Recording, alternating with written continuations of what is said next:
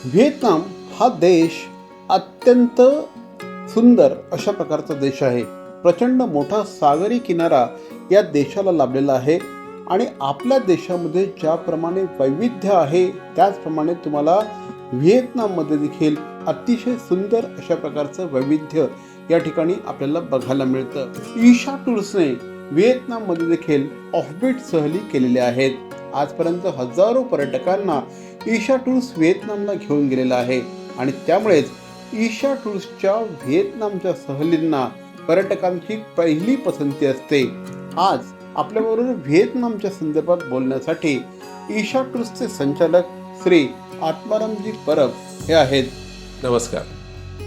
Atmaram sir, माझा पहिला प्रश्न तुम्हाला आहे की गेल्या काही वर्षांमध्ये व्हिएतनाम हे प्रचंड मोठ्या प्रमाणामध्ये पॉप्युलर झालेलं आहे पर्यटकांमध्ये. याचं एक्झॅक्टली नेमकं कारण काय?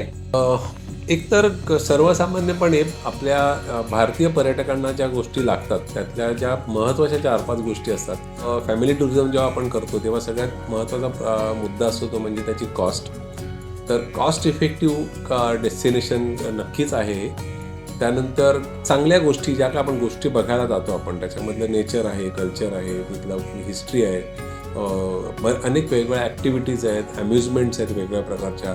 प्रत्येक एज ग्रुपला तिथे काही ना काहीतरी आहे आणि प्रत्येकजण तिथे एन्जॉय करू शकतो अशा अनेक गोष्टी व्हिएतनाममध्ये आहेत.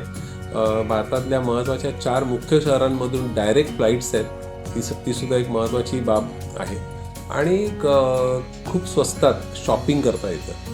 सो त्यामुळे गेल्या काही वर्षांमध्ये व्हिएतनाम ॲज अ डेस्टिनेशन म्हणून खूप फेमस आहे. आणि त्याचं मुख्य अजून एक कारण ते म्हणजे सोशल मीडियाच्या माध्यमातून वेगवेगळ्या रील्सच्या माध्यमातून लोकांपर्यंत ते पोचलं हे डेस्टिनेशन आणि खूप मोठ्या प्रमाणावर लोक आता व्हिएतनाममध्ये जाऊ लागले. पर्यटकांना देशाच्या बाहेर जायचं असेल तर अनेक पर्यटकांची पहिली पसंती ही व्हिएतनाम असते. मला सांगा सर, व्हिएतनाममध्ये पर्यटकांच्या दृष्टिकोनातून काय काय ठिकाणं आहेत? व्हिएतनाममध्ये महत्त्वाचे 3 भाग आहेत. त्याच्यातला सायगॉन किंवा होचिमिन सिटी, दुसरा आहे दनांग एरिया आणि तिसरा आहे हॅनॉय आणि हॅलॉंग बे. होचिमिन सिटीमध्ये गेल्यानंतर महत्त्वाच्या ज्या गोष्टी बघायला मिळतात त्यातल्या 2 महत्त्वाच्या गोष्टी आहेत. म्हणजे एक तर कुची टनेल्स, ज्या कुची टनेल्समध्ये गोरिला वॉर पद्धतीने जी लढाई लढली गेली US अगेन्स्ट, म्हणजे अमेरिकेने जे काही अत्याचार केले आहेत पूर्ण व्हिएतनामवर, हे तो आपल्याला तिथे बघायला मिळतात. आणि अशा प्रकारे तिथल्या लोकांनी टनेल्सचं एक जाळं विणून यांच्या अगेन्स्ट US आर्मीच्या अगेन्स्ट जी काही लढाई लढली आहे ह्याचं जर उत्तम उदाहरण बघायचं असेल तर कुची टनेल्स हे मस्ट टू व्हिजिट ठिकाण आहे. त्या व्यतिरिक्त मेकॉंग डेल्टा, जगातला सगळ्यात जास्त जे तांदूळ पिकतो ह्या मेकॉंग डेल्टामध्ये पिकतो आणि ते मेकॉंग डेल्टा आपल्याला छोट्या बोटीच्या माध्यमातून आपल्याला बघता येते. त्यानंतर पुढचा जो प्रवास असतो तो म्हणजे तिथून आपण दनांगकडे जातो आणि ज्या दनांगमध्ये आपल्याला बाना हिल्स नावाचं एक मॅनमेड डेस्टिनेशन, पण पूर्णपणे निसर्गाच्या सानिध्यात तयार केलेलं मॅनमेड डेस्टिनेशन बनवलं आहे. अलीकडे सगळ्यांनी म्हणजे मेजॉरिटी जे ट्रॅव्हल करणारे लोक आहेत त्यांनी हा फोटो नक्कीच पाहिलेला असेल, जिथे 2 हात पसरलेले आहेत आणि त्याच्यावरती एक ब्रिज आहे. तर तो बाना हिल्समध्ये आहे आणि त्याच बाना हिल्समध्ये आपल्याला केबल कारच्या माध्यमातून आपण माउंटन टॉपवर जातो आणि त्या माउंटन टॉपवर तिथे एक कम्प्लीट अम्युजमेंट सिटी उभी केली आहे. त्या अम्युजमेंट सिटीमध्ये वेगवेगळ्या प्रकारचे गेम्स, वेगवेगळ्या प्रकारचे रोलर कॉस्टर राईड्स आणि एक अगदी हाय क्लास सगळे कॅफेज, रेस्टॉरंट्स तयार केले आहेत, जेणेकरून तुमचा एक अख्खा दिवस सगळ्या एज ग्रुपमधल्या लोकांना एन्जॉय करता येईल, असा अख्खा दिवस तिथे घालवता येईल असं सुंदर डेस्टिनेशन तयार केलं आहे. हे जरी मॅनमेड असलं तरी पण पूर्णपणे निसर्गाच्या मध्ये वसलेलं आहे. त्यामुळे निसर्गाचा आनंद घेता घेता आपण या सगळ्या ॲक्टिव्हिटीज करू शकतो. आणि त्याच्याच अगदी जवळ असलेलं दनांगमध्येच असलेलं होयान नावाचं शहर, छोटंसं गाव, खरं तर अख्खं गाव हे युनेस्को वर्ल्ड हेरिटेज गाव आहे. ह्या गावामध्ये कुठेही तुम्हाला कोणतीही गाडी घेऊन जायला अलाउ करत नाहीत. तिथे फक्त तुम्ही आयदर सायकल किंवा ट्रायसायकल किंवा चालत असाच आपल्याला प्रवास करायचा असतो. ह्या हुयान गावाला लँटन टाउन नावाने ओळखलं जातं. इथे त्या पूर्ण गावामध्ये हजारोंच्या संख्येने तुम्हाला वेगवेगळ्या प्रकारचे कंदील बघायला मिळतात. ही त्यांची संस्कृतीच आहे म्हणायला हरकत नाही. त्यामुळे जेव्हा संध्याकाळ होते तेव्हा आपण असं म्हणू शकतो किंवा आपण अनुभवू शकतो की प्रत्येक दिवस हा त्यांच्यासाठी दिवाळीसारखा असतो.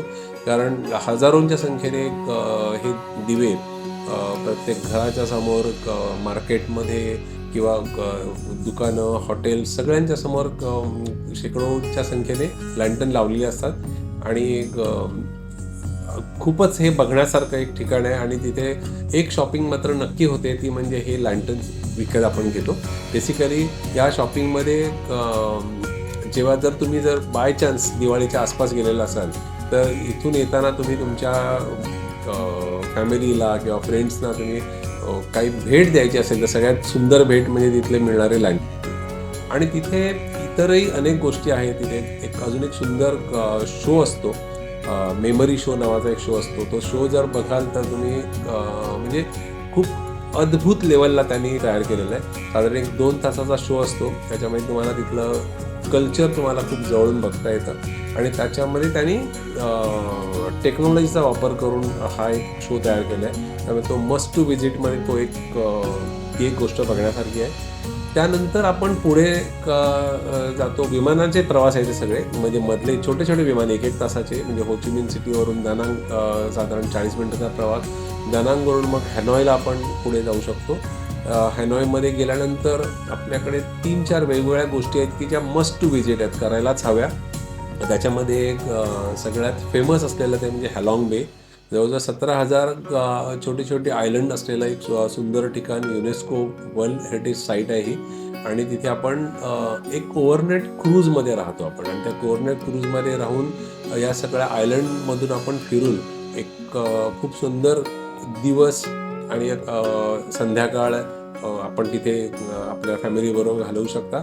संध्याकाळ झाल्यानंतर सनसेटच्या आसपास क्रूजच्या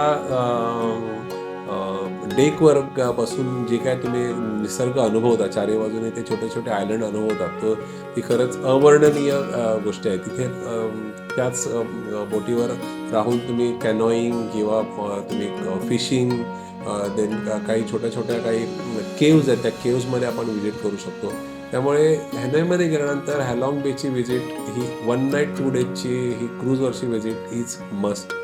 त्या व्यतिरिक्त तिथे ट्रांगॅन नावाचा एक लँडस्केप एक एरिया आहे, ती सुद्धा युनेस्को साईट आहे. इथे काही एरिया तिथल्या लोकल लोकांना दिला आहे. त्याच्यामध्ये भातशेती केली जाते, पण ती भातशेती करताना वर्ल्ड हेरिटेजच्या ज्या काही नियम आहेत त्या नियमांमध्येच त्यांना ती करता येते ही शेती.